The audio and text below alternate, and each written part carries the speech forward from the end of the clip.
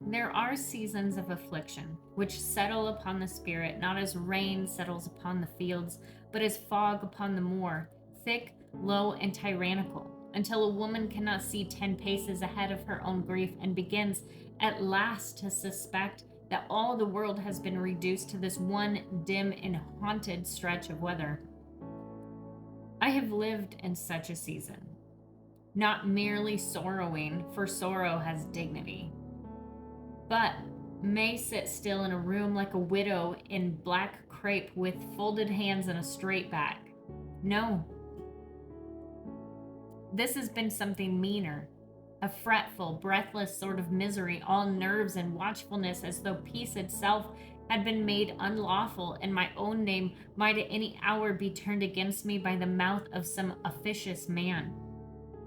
So long have I gone about with my thoughts in a fever that I had near forgotten what it was to stand among others without feeling the whole earth braced beneath me, as if expecting some fresh calamity. And yet, the other day, by that strange mercy which sometimes visits the most weather-beaten souls without so much as announcing itself, I found myself in company with those who knew enough of the matter to understand its outline, who had seen in fragments the public record of it, the poems, the whispers, the cruel absurdity of a man attempting to make a criminal shape out of a woman's grief. They knew. Not all, perhaps, for no one knows the full anatomy of a wound save the body that carries it, but enough. And what astonished me was not that they knew, but that they did not come bearing judgment like parish women at a funeral eager to inspect the corpse.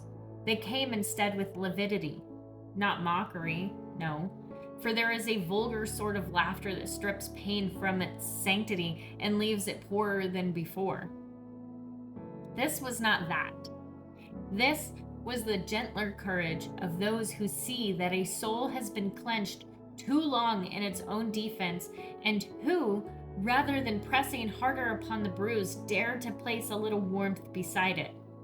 We stood there, as a group, with all the common machinery of the day about us, and somewhere in the distance, cop cars moved off with their sirens calling that shrill and dreadful music which once might have sent my heart clean through my ribs.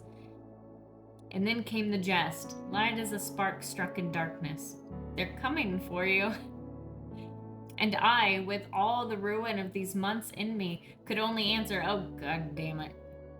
And then, against all reasonable expectation, I laughed. I laughed. It was no grand triumphant thing, no thunderclap of restoration, only a brief yielding of the darkness, a crack in the iron architecture of strain, through which some little beam escaped. But merciful heaven, what a thing that was. For there are times when one has been so haunted by thought, so wearied by dread, so reduced to the endless labor of keeping oneself upright beneath scandal and sorrow, that even a laugh feels near miraculous. Like finding one green thing alive in a field the frost was sure it had conquered. And this kindness did not end there. Throughout the day, that same hand of human regard kept reaching lightly, not enough to crowd me, not enough to make a spectacle of my hurt, but enough to say, I see you still. Not as rumor makes you, not as fear has painted you, not as some cautionary tale to be muttered over coffee or radio static, but as yourself. And there is a peculiar relief in being seen thus, when one has for so long felt half buried beneath the versions other people find convenient. I think, too, that truth has a way of rising, however many boots attempt to press it back into the mud. Not everywhere, not in every beast, but there will always be those who prefer a lie dressed sharply to a truth that limps and bleeding. I know this now. I'm no longer vain enough to imagine I might drag understanding into every unwilled mind. Those who will not see will not. I could set the whole moor ablaze with evidence, and still some souls would call the smoke imaginary. But those who do see There is sort of shelter. Not enough to undo what has been done, not enough to make the road easy, and yet enough at times to let a woman lower her shoulders for one blessed hour and remember she has not gone mad at all. And then there was this too, small in the eyes of the world perhaps, yet not small in mine. The other day, I got a laugh and a smile from his brother. Only that, only a small thing, brief as the passing silver of light over wet stone. But I have lived of late in so much darkness that even such a slight brightness seemed to strike some long shuttered chamber in me and whisper that all is not condemned. To make a joke and see it answered not with coldness, but with that stiff and dreadful silence which makes every breath feel criminal, but with a smile. An actual smile was enough to make the day alter its complexion, enough to make me think that perhaps the world had not gone wholly stern, that perhaps even now, with all this ruin standing, with all of this heaviness not yet lifted, with all of this history still dragging its chains behind us, there may come moments when things are not only bearable, but briefly astonishingly light. Not healed, I do not flatter myself so far, but lighter.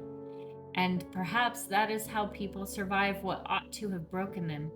Not by banishing the storm, for the storm will have its own dominion, but the black hills will wear it, and the heart will sometimes still wake to the old terror, the old fury, the old ache of being misunderstood, but by gathering where one can those stray mercies which arrive unbidden. A joke near the engine bay, sirens swallowed by distance, someone who knows enough and chooses gentleness, a smile from a face once shadowed by all this grief, the shocking sound of one's own laughter, returning like a bird to a house long abandoned, and for one moment standing there in the midst of it. I did not feel like prey. I did not feel like accusation. I did not feel like the sum of every cruel telling. I felt almost human again, almost warm again, almost as though the dark, for all its vastness, might not be all that there is. And that, in such a season as this, is no small thing. It is a lantern